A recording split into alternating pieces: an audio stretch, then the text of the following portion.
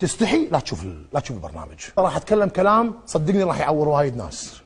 انت اللي تدلع ولدك عمره 16 سنه ولا عمره 13 سنه معطيه ايباد ومعطيه ايفون ومخليه على راحته.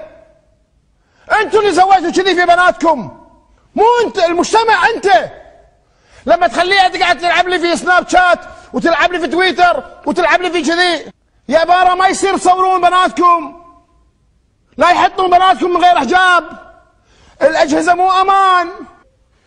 لو تقعد تفرش سيارتك بالصاله وتصلي ويشوفك ولدك راح يتعلم يصلي.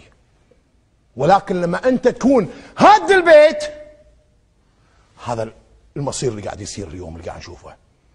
عمره 13 سنه بيده سكينه، عمره 15 سنه بيده هذا، عمره 17 سنه ماسك لي شبو وماسك لي مخدرات.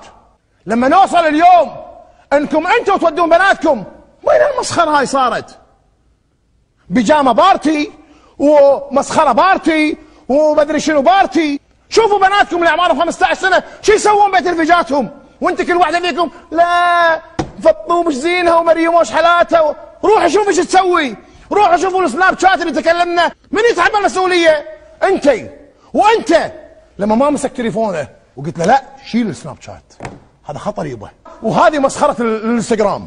عسى ما واحده حطت كبوس عوي 250 ألف لايك، عسى ما واحده عوت حنشه شويه وكذا كذا، مستانسين. الله عدد الفولو عندي، الله مسويت لي لايك، الله مصوره ما ادري منه. يا سلام، برافو برافو. روحوا المحاكم وشوفوا البلاوي. ولدك لما يحط لي لابس كذي و13 سلسله وانت ساكت عنه، لما تشوفه باكر بالمركزي تحط ايدك على لحيتك وتقول اخي ما عاد